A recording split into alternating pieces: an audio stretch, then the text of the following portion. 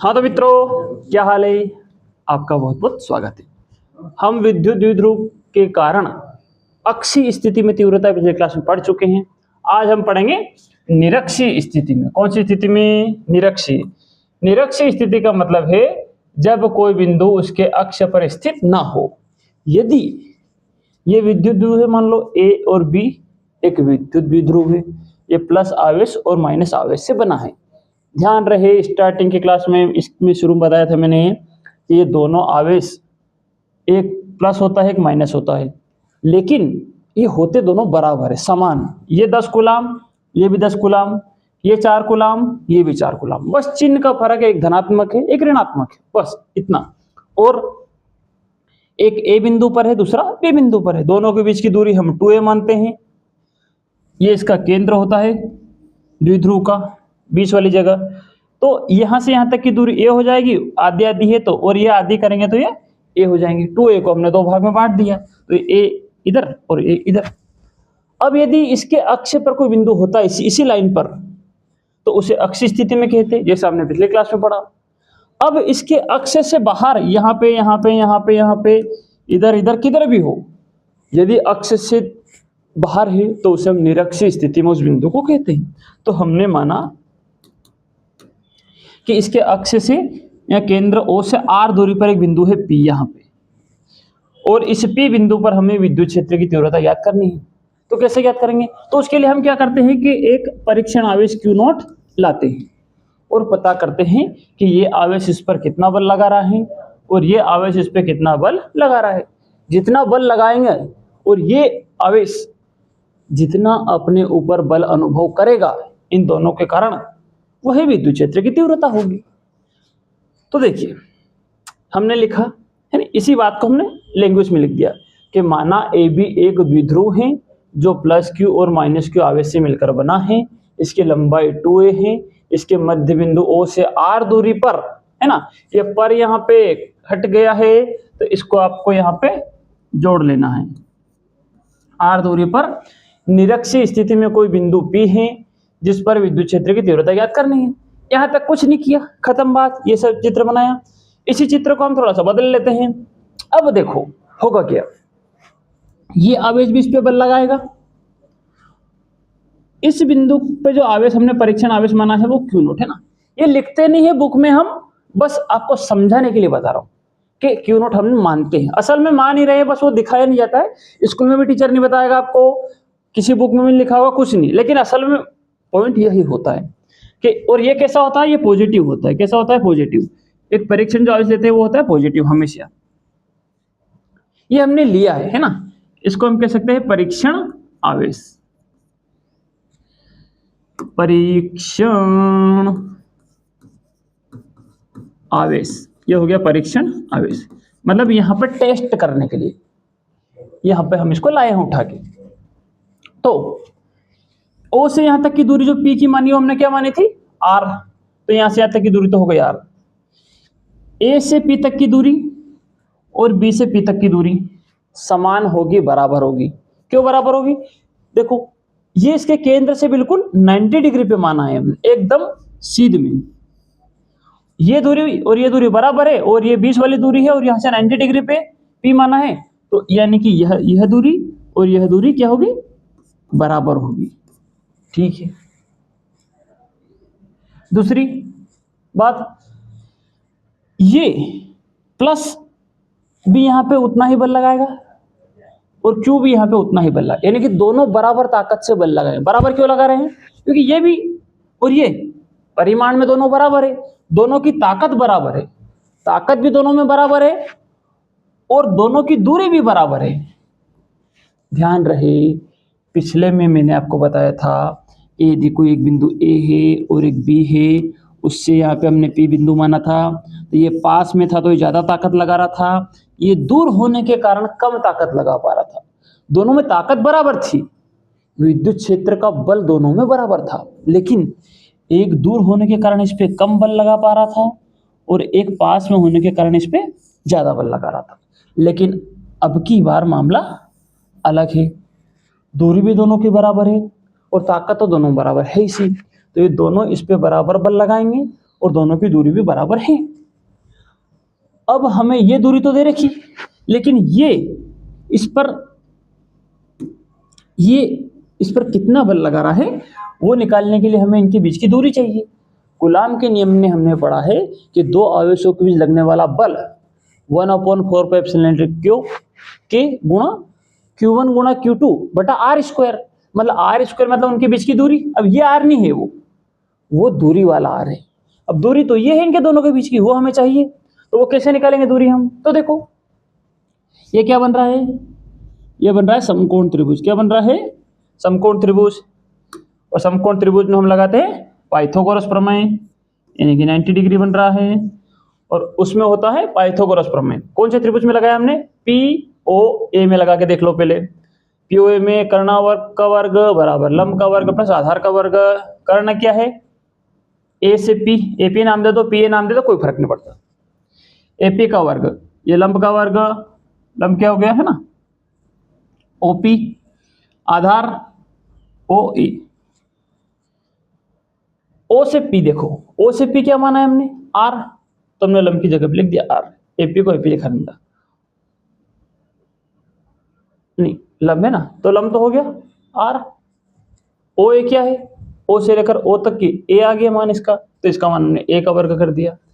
हमें चाहिए AP का मान। किसका मान चाहिए? ये दूरी चाहिए हमें, ये वाली, जो कि क्या है? AP। ये हमें निकालनी थी। इधर से वर्ग हटाया, इधर रूट लगा दिया।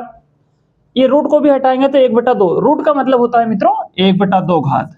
रूट का मतलब होता है किसी संख्या की घात क्या है? 1/2 है। ठीक है, तो अब हमने देखा कि जितनी दूरी A से P की है उतनी ही दूरी B से P की भी होगी। मतलब जो AP का मान है वही BP का मान होगा। लेकिन हम ये देखना है कि दोनों बराबर क्यों आएंगे।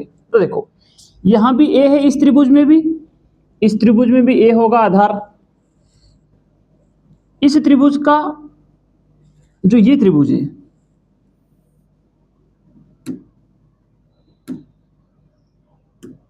देखो इस त्रिभुज का लंब और इस त्रिभुज का लंब दोनों सेम है, तो दोनों का लंब भी सेम है। इसका आधार और इसका आधार ये भी दोनों बराबर हैं। जब दोनों का लंब सेम है, आधार सेम है, तो दोनों का कर्ण भी क्या होगा? सेम होगा। तो जो दूरी AP की है वही मान B से P का भी होगा। तो ये हमने डायरेक्ट लिख दिया। वैसे आप कैलकुलेट भी कर सकते हो। वही समकोण त्रिभुज POB में पाइथागोरस प्रमेय लगाएंगे, यहाँ पे BP आ जाएगा, यह OP सेम रहेगा, यह OB आ जाएगा। यही R² A² होगा, उसमें भी इसको भी निकालेंगे तो आखिर में जाकर यही आएगा। तो AP का मान ये आ गया, BP का मान ये आ गया, यानी कि दोनों रेखाओं के मान हमने निकाल लिए। और ये भी सेम है होगा, ये भी सेम होगा, तो हमने लिख दिया कि AP बराबर BP। खत्म मामला।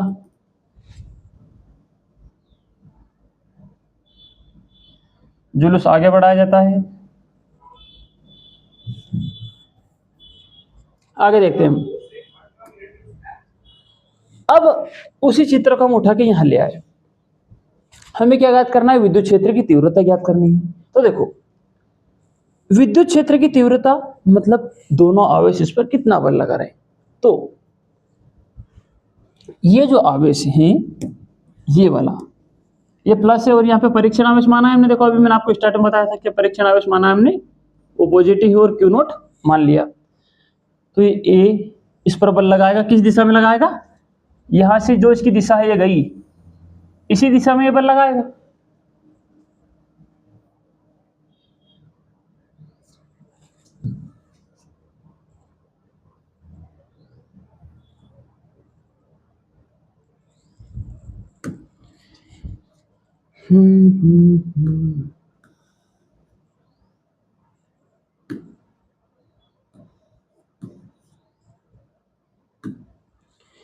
A इस P बिंदु पर इसी दिशा में बल लगाएगा। क्यों? क्योंकि इसकी दिशा ये है।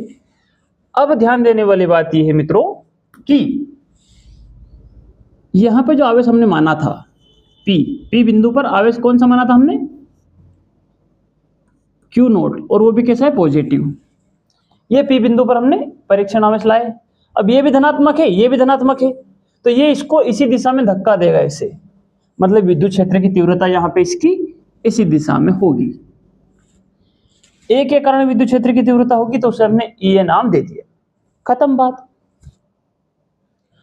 और ये B जो है इस पर नेगेटिव आवेश है, ये भी इस पर इसी दिशा में बल लगाने की कोशिश करेगा, लेकिन ध्यान देने वाली बात यह दोस्तों कि B पर जो आवेश है वो ऋणात्मक है और P पर जो आवेश है वो धनात्मक है।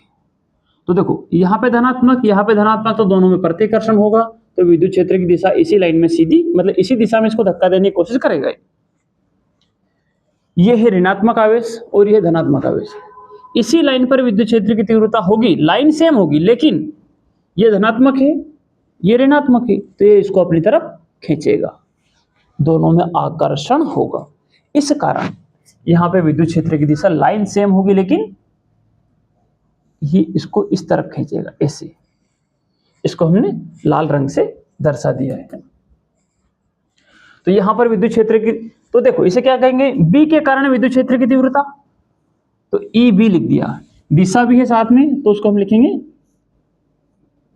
सदिश के रूप में, ठीक है। तो ये हो गया EB इस दिशा में लग रही है और E के कारण A उस दिशा में लग रहा है। अब हमें समझ में नहीं आ रहा कि फाइनली यहाँ पे विद्युत क्षेत्र की दिशा, परिणामी विद्युत क्षेत्र की तीव्रता की दिशा कौन सी होगी, या नेट E किधर होगा, नेट परिणामी तीव्रता किधर होगी, क्योंकि एक तो इधर खींचने की कोशिश कर रहा है और एक इधर धक्का देने की कोशिश कर रहा है, तो ये आवेश एक ही दिशा में गति करेगा।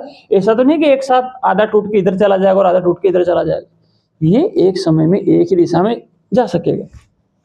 तब दोनों बराबर है ताकत में, बराबर बल लगा रहे हैं, तो मतलब कुछ तीसरी दिशा में परिणाम निकलेगा। देखो कैसे,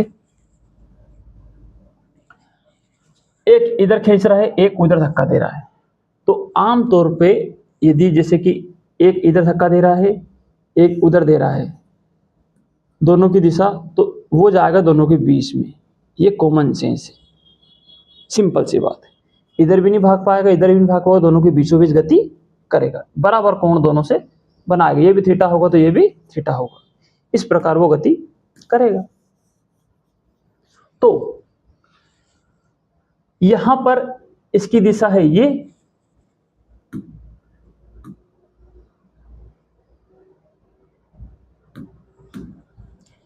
एक की दिशा हो गई ये, एक की दिशा हो गई है, तो दोनों के बीच में ये कोण बना, तो ये कोण और ये कोण बराबर थीटा दोनों होंगे और ये इस दिशा में गति करेगा। लेकिन इससे पहले आपको एक चीज पता होनी चाहिए, है ना, वैसे नहीं भी हो तो कोई दिक्कत नहीं, जो कॉन्सेप्ट मैंने बताया उससे भी काम चल जाएगा अपना। होता क्या है, अब जो दोनों की परिणामी रिजल्ट सेम नहीं आ रहा है, हमें दोनों का बीच का निकालना था, कैसे निकालते हैं वो, E के कारण E नाम दे दिया इसको।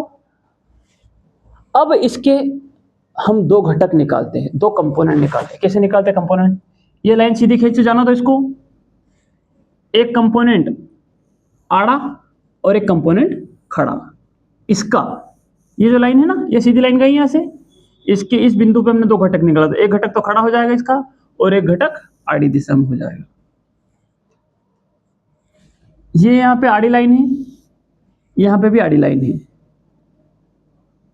और इस पे खींची हुई एक सीधी लाइन है। तो देखो ये एक सीधी लाइन थी यहाँ से यहाँ तक, एक लाइन यहाँ खींच दी, एक लाइन यहाँ खींच दी इस पे। जब यहाँ कोण पहले से थीटा बना हुआ है तो यहाँ पर भी कोण थीटा बनेगा, यानी कि जो कोण यहाँ बनेगा इस पे वही कोण यहाँ बनेगा, जिसको हम थीटा कहते हैं। और ये कोण आपस में बराबर होंगे, क्यों, क्योंकि ये भी समकोण त्रिभुज है, ये भी समकोण त्रिभुज है, साथ ही साथ इसका कर्ण और इसका कर्ण बराबर है, इसका आधार और इसका आधार बराबर है, इसका लंब और इसका लंब बराबर, यानी कि इनमें दोनों में सब कुछ बराबर है, तो इनके थीटा भी बराबर होंगे। तो जो कोण यहाँ पे वही कोण यहाँ पे होगा। और ध्यान देने वाली बात यह है, जब हमने इसके दो घटक निकाले, एक घटक खड़ा एक घटक आड़ा, ये लाइन थी इस लाइन के निकाले, तो ये आड़ी लाइन खींची हुई है, यहाँ भी आड़ी लाइन खींची है, तो यहाँ आड़ी लाइन का कोण थीटा है, तो यहाँ भी आड़ी लाइन का कोण थीटा हो जाएगा। बचा उसका कोण तो कुछ और होगा, वो हमें काम का नहीं है। तो इस खड़े घटक को हम कहते हैं ई साइन थीटा, और आड़े घटक को कहते हैं ई कोस थीटा। मतलब ये साइन थीटा होता है, ये कोस थीटा है, ई है तो हमने ई भी लगा दिया साथ में। हालांकि ई की ही दिशा है, मतलब एक विद्युत क्षेत्र इस दिशा में लगेगा, दिशा दर्शाने के लिए साइन थीटा लगाया खड़े वाले के लिए, और एक विद्युत क्षेत्र इधर होगा ई है, लेकिन दिशा ये है तो इस दिशा के लिए हमने कोस थीटा लगा दिया। ये कहानी दूसरी कक्षाओं की जो अपन 11वीं में कॉन्सेप्ट पढ़ के आए वहां से है ना, ज्यादा लोड लेने की यहाँ पे इसकी आवश्यकता नहीं है। साथ में तो इसके तो दो घटक निकाल दिए, ई sine theta E cos theta. अब बचा ये, तो ये इधर की तरफ बल लगा रहा है, लेकिन इसके भी दो घटक होंगे। कैसे? तो देखो दो घटक कर दो, एक तो कर दिया। अब देखो इसका घटक खड़ा नहीं होगा, इसकी दिशा ये है ना नीचे वाली, तो यही इसके लिए खड़ा घटक की तरह ऊर्ध्वाधर, ऊर्ध्वाधर मतलब ऐसे, भले वो ऊपर जाओ या नीचे आओ लेकिन वो ऐसे खड़ी दिशा में होना चाहिए। तो एक होता है ऊर्ध्वाधर घटक और एक होता है क्षैतिज घटक यानी कि आड़ा घटक। अब इसकी दिशा ये थी तो ये इसका यूं नहीं गया और नीचे की तरफ आया, क्योंकि इसकी दिशा ऐसे है, तो इसका ऊर्ध्वाधर घटक हमने ऐसे खड़ा लिया और ये आड़ा घटक इसका हो गया। तो अब इसके भी दो घटक हो गए, इसका कोण कैसे पता लगाएंगे? तो देखो मान लो कि ये एक रेखा है ना, मान लो कि है इसे, ये रेखा है, इस रेखा पर यहाँ पे एक रेखा ऐसे आ रही है, ऐसे ये आगे बढ़ा दो इसको, और एक रेखा इस पे ये है, यहां पे कोण थीटा बन रहा है, तो यहां पर भी कोण थीटा बनेगा। ये बात है इसमें।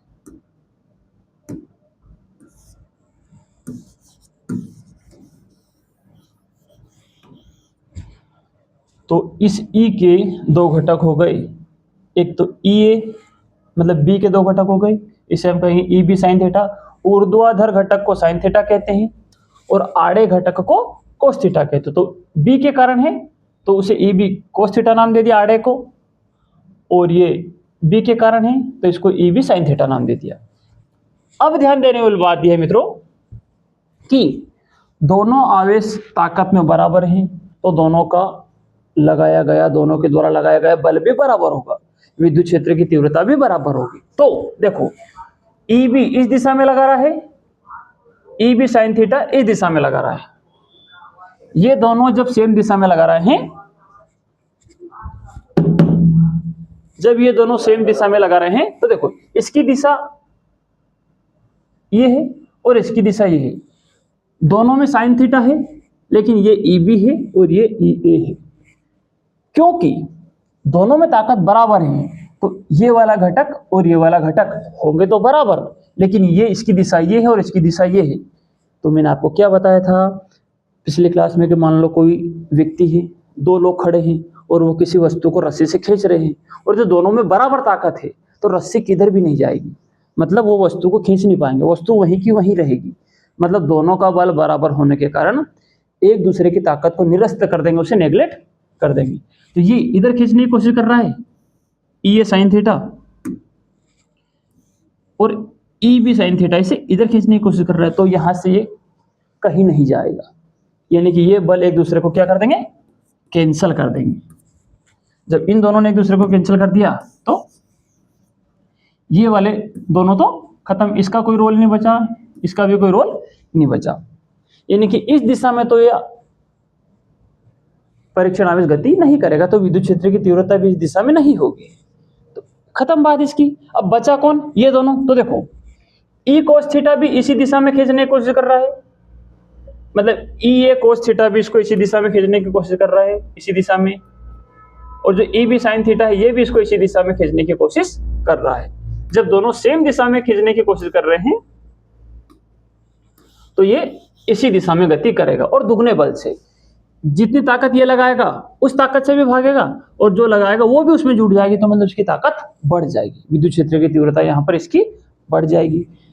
तो यहाँ पे विद्युत क्षेत्र की तीव्रता निकालनी हो यदि हमें, तो हम कैसे निकालेंगे कि विद्युत क्षेत्र की तीव्रता जो फाइनली आएगी वो इन दोनों को जोड़ लेंगे हम, ई ए कोस थीटा और ई बी कोस थीटा है, दोनों को जोड़ लेंगे तो आ जाएगी। यही करना है बस, अब तो हमको जोड़ घटाव करने के अलावा कुछ इसमें करना ही नहीं। तो देखते हैं हम तो यहाँ ध्यान से समझ एक बार और, यहाँ ई ए साइन थीटा और ई बी साइन थीटा बराबर है। देखो ये ई ए साइन थीटा और ये है ई बी साइन थीटा, दोनों बराबर हैं, लेकिन दोनों की दिशा विपरीत होने के कारण एक दूसरे को निरस्त कर देंगे, तो इनका दोनों काम खत्म, भूल जाओ उसको। तो दूसरा ये चीज हो गई, ये तो कैंसिल हो गई।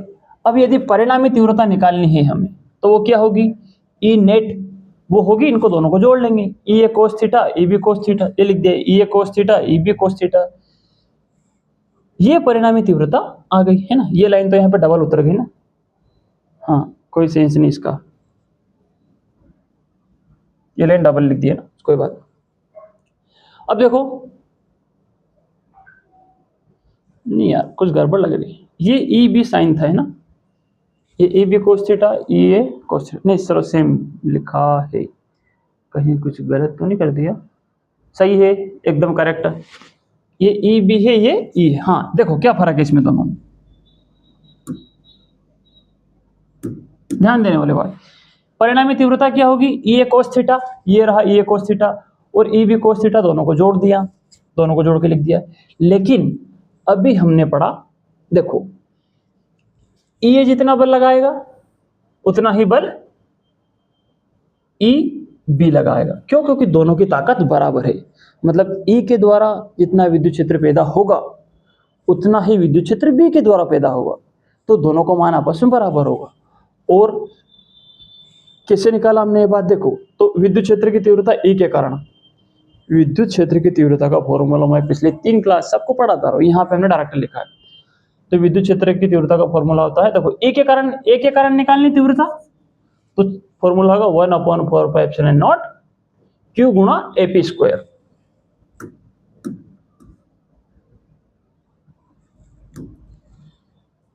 Q upon AP square, AP क्या है दूरी, ए से लेकर पी तक की दूरी का वर्ग लिख दिया।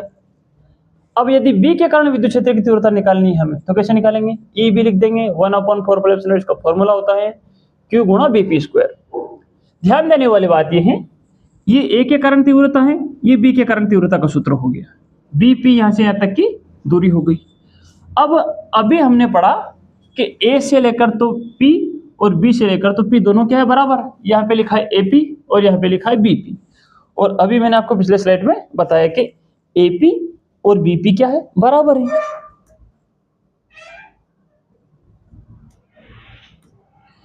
जब एपी और बीपी बराबर है, ये तो हमने लिख दिया, किंतु एपी बराबर बीपी, जब एपी बराबर बीपी लिख देंगे तो यहां पर भी हम एपी लिख सकते हैं इसकी जगह पे भी, तो ये और ये सेम हो जाएंगे दोनों, एपी और बीपी बराबर, क्यों, क्योंकि यहाँ पे एपी और बीपी तो अलग अलग लिखा है सिर्फ, बाकी तो सेम है, ये क्यू ये भी क्यू यहाँ पे, और ये वाला हिस्सा भी सेम है।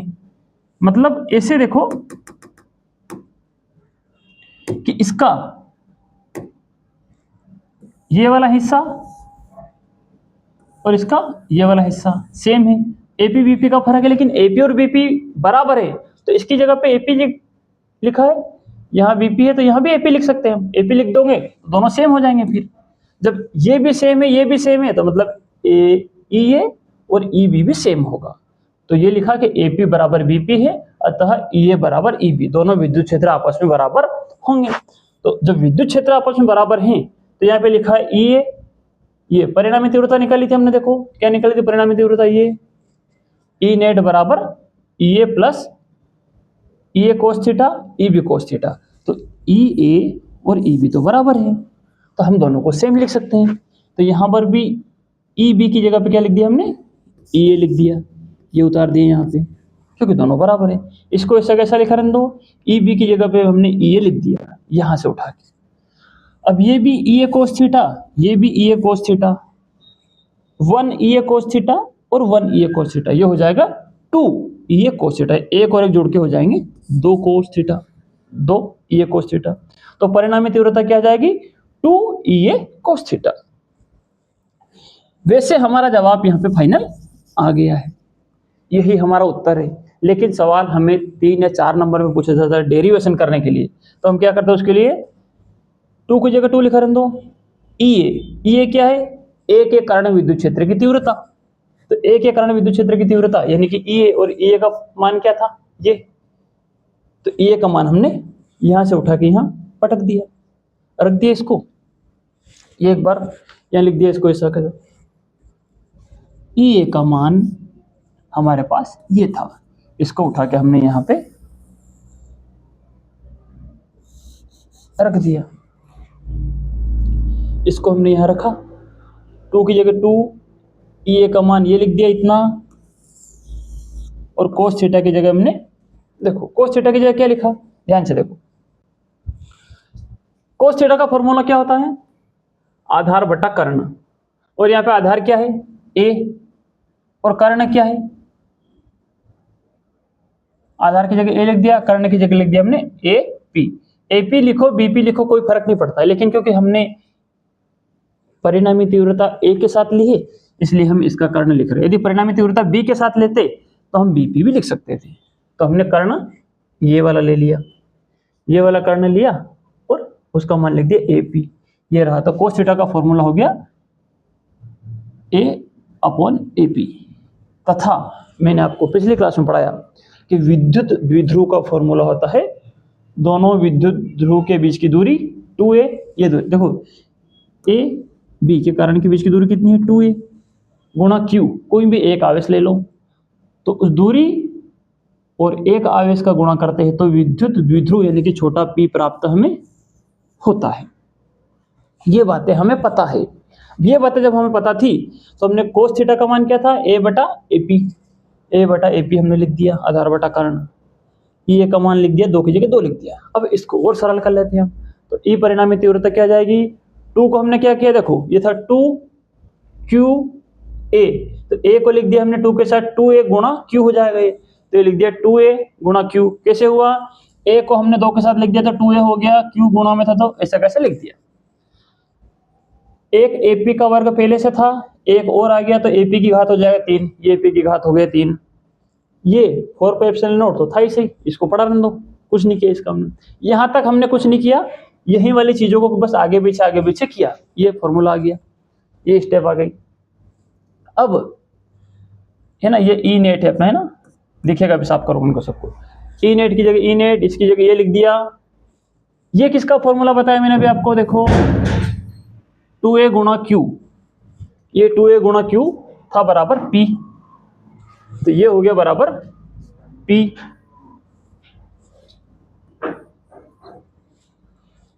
इसकी जगह पे क्या लिख सकते हैं p, देखो 2a क्यू का मान होता है p, तो 2a की जगह लिख दिया p, खत्म बात। इसके साथ क्या किया हमने, तो देखो a से p का, ap का मान हमने क्या निकाला था,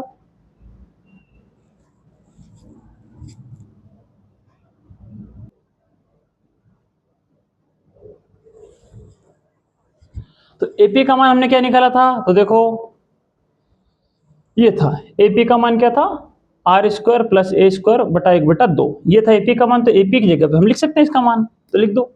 तो AP की जगह पे हमने लिख दिया AP का मान R square plus A square बटा 1/2, और 3 घात तो बाहर थी तो उसको बाहर लिख दिया। अब देखो ये ऐसे लिखा है, ये भी घात है और ये भी घात है, ये घात लिखी 1/2, गुणा में क्या लिखा है 3, तो इसका इसमें गुणा हो जाएगा तो 3 एकम 3 हो जाएगा और बटा में 2 हो जाएगा, तो ये गुणा होके बन जाएगा 3/2। यही यहाँ पे 1/2 और 3 है, तो ये गुणा होके क्या बन गया 3/2 बन गया, ठीक है, ये 3/2 हो गया। अब हमने देखा है पिछली में भी कि a तो अल्प दूरी होती है, दोनों कम कम, लेकिन ये जो r है ये कितनी भी हो सकती है, बहुत ज्यादा हो सकती है, कम हो सकती है। तो मतलब यदि r बहुत ज्यादा हो किसके मुकाबले, a के मुकाबले, r बहुत बड़ा है, तो r जब बहुत बड़ा है मतलब r बड़ा है, ठीक ठाक बड़ा है a से, और r का वर्ग कर देंगे तो वो तो a के वर्ग से बहुत बड़ा हो जाएगा। फिर तो देखो क्या है, ये r स्क्वायर है और ये a स्क्वायर है। सवाल ये कहना चाह रहा है कि यदि r बड़ा है a से, तो मतलब बड़ा नहीं, ठीक ठाक बड़ा है, बहुत ज्यादा बड़ा है, तो एक तो उसके मुकाबले नगण्य होगा, कोई मतलब नहीं। कल मैंने आपको बताया था कि जैसे ये आर स्क्वायर है और ये ए स्क्वायर है ना, ये आर है और ये ए है, आर का मान है मान लो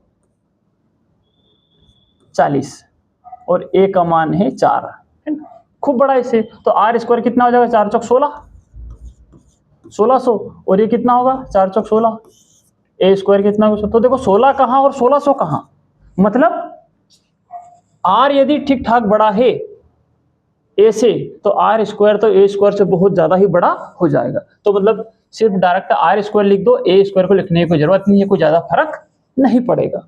तो यही हमने यहाँ पे किया कि आर स्क्वायर बड़ा है ए स्क्वायर से, तो आर को तो हम हटा ही सकते, ए को हटा ही दो भले, तो डायरेक्ट हमने लिख दिया पी बटा आर स्क्वायर, ए को हमने हटा ही दिया यहाँ से। बाहर क्या था, 2/3 घात थी, तो 2/3 घात से गुणा करके लिख दिया। अब देखो 2 से 2 कट गया, बचा क्या, आर की घात 3 बच जाएगी, तो आर की घात 3 हमने लिख दी। कुछ नहीं किया है मित्रों, यहां तक आने के बाद बस सवाल को हमने सरल किया है। जो जो मान हमारे पास पहले से दे रखे थे वो रखे, इसके अलावा कुछ नहीं किया। एक बार और मैं आपको चीजें फिर से बता देता हूं। विद्युत द्विध्रुव के कारण अक्ष से बाहर हमें तीव्रता ज्ञात करनी थी, तो हमने माना कि केंद्र से r दूरी पर है, परीक्षण आवेश Q0 मान लिया, ये प्लस है तो उसको धक्का देगा तो तीव्रता इस दिशा में होगी, ये माइनस आवेश है तो ये इसको प्लस को अपनी तरफ खींचेगा तो तीव्रता इस दिशा में होगी। यहाँ पे 90 डिग्री कोण बनेगा, ये दूरी और ये दूरी बराबर होगी क्योंकि दोनों समकोण त्रिभुज है, दोनों का आधार सेम है और दोनों का लंब भी सेम है, तो दोनों का कर्ण भी सेम होगा, इस कारण ये दूरी बराबर होगी। ये पाइथागोरस प्रमेय से हमने ए और बीपी का मान निकाल लिया, दोनों का मान सेम आएगा। आगे देखते हैं, ए यहाँ पर विद्युत क्षेत्र ए के कारण तीव्रता की दिशा इधर होगी, ए के कारण तीव्रता की दिशा ये वाली होगी इधर।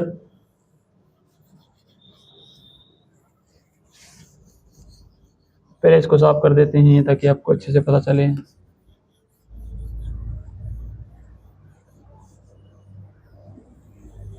ये हो गया।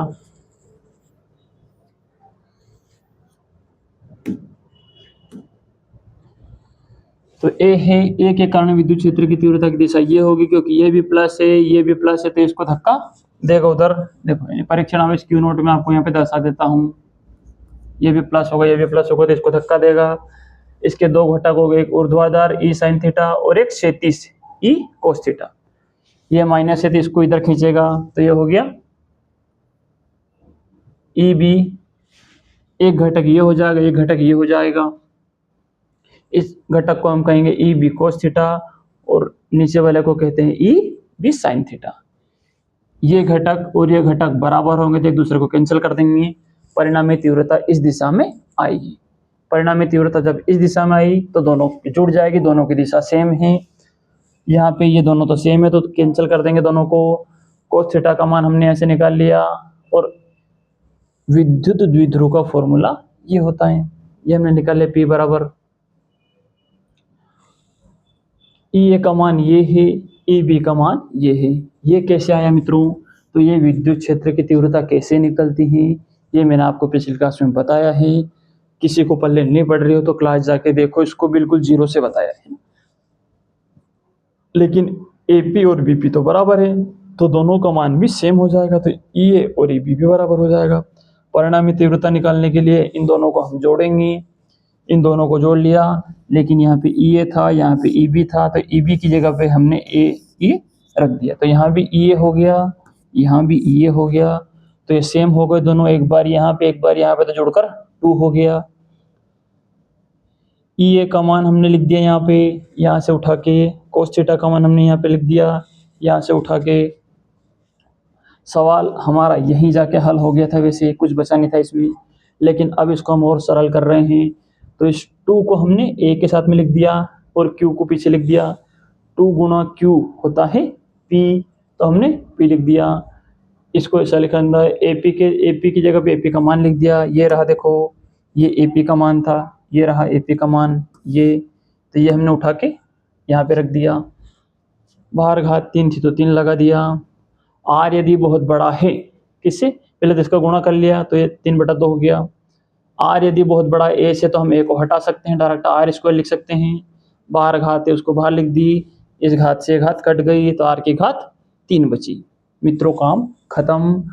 फिर भी किसी के कम पल्ले पड़ी हो तो आप स्टार्टिंग की क्लास जाके देखिए, शुरू से क्लास 1 2 हर लेक्चर तो यदि बात लेक्चर वाइज देखेंगे तो चीज़ें काफ़ी आसान से आपको पता चले, क्योंकि यहाँ पे हर चीज़ को हम डिटेल में नहीं बताते कि आवेश क्या होता है, तीव्रता क्या होती है, आकर्षण प्रतिकर्षण क्या होता है।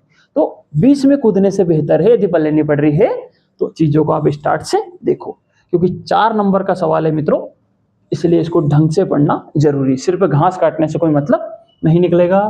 तो धन्यवाद मित्रों, अगले क्लास में हम पढ़ेंगे, ये कुछ सवाल है ये पढ़ लेंगे। तो देखो सवाल तो मैं आपको बताता ही जाता हूँ एक दो। देखो, हीलियम के नाभिक पर आवेश ज्ञात कीजिए। तो देखो किसी भी परमाणु के नाभिक पर आवेश ज्ञात करना हो तो उसका फॉर्मूला होता है आवेश Q ZE। जेड क्या है, परमाणु क्रमांक होता है किसी भी परमाणु का, तो हीलियम का 2 होता है। और E क्या होता है, E होता है 1 इलेक्ट्रॉन पर उपस्थित आवेश, जिसे हम मूल आवेश कहते हैं। तो रख दो दोनों का मान। तो Z का मान तो 2 होता है, ये पीरियोडिक टेबल से पता है हमें। E का मान ये होता है, ये भी हम पता, दोनों को लिख दिया, कर लो दोनों का गुणा, काम खत्म। धनात्मक आ रहा है, माइनस है नहीं, तो हीलियम के नाभिक पर धनात्मक आवेश होगा। धनात्मक क्यों है, क्योंकि पॉजिटिव दिख रहा है, खत्म बात। अगला देख लो, है ना, इसको रहने देता है, अभी टाइम ज्यादा हो गया है ना, इसको कल की क्लास में देख दूंगा। आसान आसान बता, ये भी रहने दो, अभी टाइम ज्यादा खा जाएगा, ये भी रहने दो, है ना। ये देख लो, यदि 2 आवेशों के बीच कोई बल है, कितना बल है, 10 न्यूटन बल लग रहा है, तो उनके बीच की दूरी को यदि 3 गुना कर दी जाए तो फिर लगने वाला नया बल क्या होगा। तो मित्रों, कूलाम के नियम से हमें पता है कि जो बल होता है वो दूरी के वर्ग के व्युत्क्रमानुपाती होता है। फिर भी इस बात लाइन पल्ले नहीं पड़े तो छोड़ दो। कूलाम का नियम क्या है, तो देखो दूरी देखिए कि पहली दूरी r1 है, तो शुरुआत में बल कितना लग रहा था, 10 न्यूटन बल लग रहा था।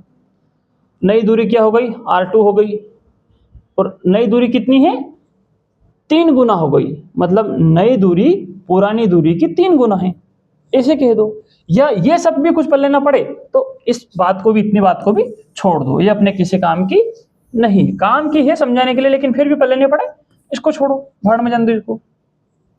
पहले बल क्या लग रहा था, तो पहले बल को नाम दे दिया हमने F1 बराबर K/Q1 गुणा Q2। ये K लिख दो, 9 गुणा 10 की घात 9 लिख दो, या 1/4πε लिख दो, जिसकी जरूरत होती है वो हम लिख लेते हैं। तो अब यहाँ पे ये आसान लिख लो, इसकी जरूरत, इससे काम चल जाएगा। तो पहला बल कूलाम के नियम से ये Q1 गुणा Q2 r²। दूसरा बल क्या है, नया बल लग रहा है, F2 नाम दे दिया उसको, वो भी वही होगा Q1 गुणा Q2, लेकिन अब दूरी क्या हो गई है, 3 गुना हो गई है, तो दूरी को हमने 3 गुना कर दिया, वर्ग तो वर्ग रहने दिया, खत्म बात। करो इसको हल, इसको हल किया तो ये इसका वर्ग है तो r का वर्ग हो जाएगा, और 3 का वर्ग क्या हो जाएगा, 9। तो 9 को हमने इधर पीछे लिख लिया, 1/9। अब देखो ध्यान से, ये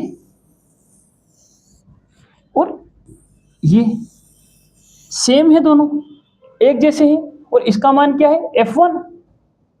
इसका मान F1 है, मतलब इसका मान भी F1 है, दोनों सेम है, तो इसकी जगह पे हम F1 लिख सकते हैं। तो इसकी जगह पे हमने F1 लिख दिया, 1/9 को पीछे रहने दिया। तो नया बल का मान कितना आया, पुराने बल का 1/9 गुना। ये भी हमारा जवाब है। और सरल हल करना हो इसको, ऑप्शन में ऐसा नहीं दे रखा हो तो इसको हल कर लो। F1 का मान क्या दे रखा था, 10। यदि ये ना भी दे रखे तो ऐसे भी सवाल आ सकता है कि नया बल पुराने बल का 1/9 गुना होगा, ऐसे भी सवाल आ सकता है। उस कंडीशन में फिर ये नहीं दे रखा होगा और ये दे रखा है, तो मतलब उन्होंने ऑप्शन फिर अलग टाइप के दिए होंगे। तो F2 का मान हम निकालेंगे, F1 का मान रख दो, F1 का मान क्या था, 10, तो F1 की जगह लिख दिया 10 बटा में था 9, भाग दे दो इससे, इसको भाग देंगे तो 1.11 न्यूटन बल आएगा। कहानी खत्म इसकी, कुछ नहीं इसमें। अतः दूरी 3 गुना करने पर नया बल कितना होगा, पुराने बल से थोड़ा ज्यादा लगेगा, नहीं सॉरी, पुराने बल का कम हो जाएगा ना, तो पुराने बल, तो नया बल हो जाएगा 1.11 न्यूटन होगा। आगे चलते हैं, तो पहले ये कचरा साफ करते चलते हैं इधर से। फिर भी किसी के पल्ले ना पड़ रही हो तो मैंने स्टार्ट में बताया है, चीज़ों को बिल्कुल आसानी से, स्टार्टिंग की क्लासेस चीज़ों को देखो, काफ़ी आसानी से कॉन्सेप्ट समझ में आएगा। यहाँ थोड़ा सा फास्ट बताया है। आगे चलते हैं, चलो ठीक है, इसको देख लेते हैं।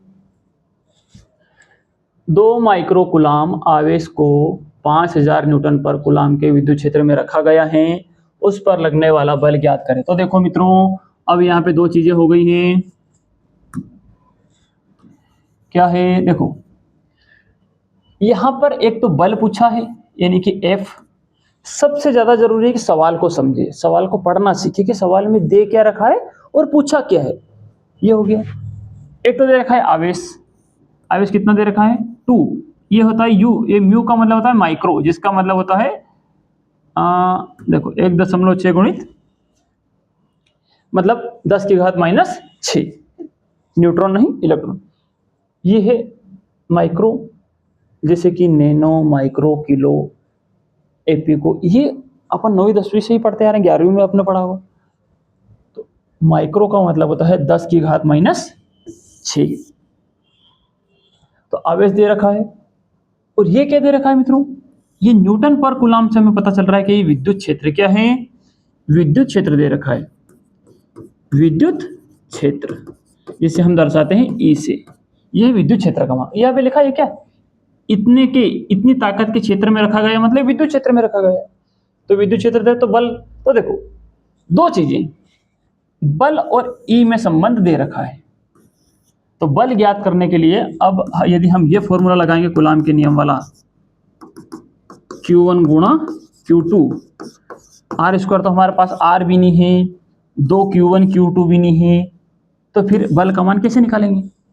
यहां भी नहीं दे रखा है कुछ, दो आवेश नहीं दे रखे, मतलब किसी और फॉर्मूले से बल निकलेगा। और एक और फॉर्मूला हमने पढ़ा है बल का, देखो कि विद्युत क्षेत्र की तीव्रता होती है कोई आवेश, एक आवेश सिर्फ, और उस आवेश पर लगने वाला बल, यानी कि इस फॉर्मूले से काम चल सकता है। विद्युत क्षेत्र भी दे रखा है, एक आवेश का मान भी दे रखा है, और बल पूछा है F। इसको इधर गुणा कर देंगे तो F बराबर हो जाएगा E गुणा Q, या Q गुणा E लिख दो ऐसे, QE। ये फॉर्मूला लगाएं। हमें सवाल पढ़ते हुए ये देखना है कि क्या दे रखा है और कौन सा फॉर्मूला लगाया जाए। ये वैसे फॉर्मूला विद्युत क्षेत्र का है, लेकिन इसी फॉर्मूले से विद्युत क्षेत्र भी निकाल सकते हैं, बल भी निकाल सकते हैं, और एक आवेश का मान भी निकाल सकते हैं। तो बस वही करना था। आवेश का मान दे रखा था कितना, 2 माइक्रो कूलम्ब, माइक्रो की जगह पे लिख दिया तो 2 की जगह 2 लिख दिया, माइक्रो की जगह पे लिख दिया 10 की घात -6, है ना। भले आप ऐसे पीछे C भी लिख सकते हो। तो ये आवेश हो गया 2 गुणा 10 की घात -6 कूलम्ब। विद्युत क्षेत्र की तीव्रता दे रखी है ये। अतः बल कैसे निकालेंगे, है ना। तो यहाँ पे एक स्टेप मैंने छोड़ दी ना, ऐसे लिख लो, अतः बल F बराबर हो जाएगा QE। Q यानी कि आवेश का मान ये था, ये लिख दिया, E मतलब विद्युत क्षेत्र का मान, ये लिख दिया, कर लो दोनों का गुणा, ये आ गया F का मान, बल है तो न्यूटन में दर्शाएं, खत्म कहानी, कुछ नहीं बचा इसमें। तो अतः आवेश पर लगने वाला बल ये फलाना ढीम का होगा। हल किया तो ये आया, कुछ नहीं बचा इस सवाल में। तो ये कहानी बच्चों सवाल में दे रखी है, सवाल अच्छे से पढ़ना तो बातें अच्छे से समझ में आएगी। अगला देखते हैं हम, इसको भी छोड़ दो अभी, ठीक है। अगले क्लास में बच्चों हम पढ़ेंगे कि एक समान विद्युत क्षेत्र में विद्युत द्विध्रुव पर लगने वाला बल गुण। 4 नंबर का सवाल पूछा जाता है, लंबा चौड़ा इसका डेरिवेशन है, मैं आपको काफी डिटेल में बताऊंगा, इसे घास नहीं काटेंगे, है ना। ये भी करेंगे, ये भी करेंगे, तो दोनों कॉन्सेप्ट हम पिछली क्लास में कर देंगे, अगले में मतलब, और जो सवाल बच गए हैं ये करेंगे। तो ठीक है मित्रों, हम मिलते हैं अगली क्लास में। फिजिक्स के साथ केमिस्ट्री, मैथ्स, बायो, हिंदी और अंग्रेजी के भी लेक्चर मैंने पढ़ा रखे हैं, पूरा सिलेबस आपका टाइम से कंप्लीट कराऊंगा, साथ में रिवीजन भी होगा। आपको नोट्स सारे के सारे टेलीग्राम पर मिल जाएंगे। टेलीग्राम चैनल का नाम मैंने आपको बताया नहीं शायद आज की क्लास में, पिछली क्लास में बता रखा है, आगे फिर बताऊंगा। टिचोरा कूल जो कोचिंग का नाम है वही, बस उसमें नाम में स्पेस नहीं देनी है। सारे नोट्स आपको रेडी मिल जाएंगे। अपने यार दोस्त हो उनको भी बोलिए, और अपनी पढ़ाई करते रहिए, साल भर बिल्कुल फ्री, और कुछ भी छोड़ेंगे नहीं, पूरा सिलेबस कवर करेंगे, 2-3 बार रिवीजन करेंगे, और सारी सुविधाएं आपको दी जाएगी। तो हम मिलते हैं अब अगली क्लास में।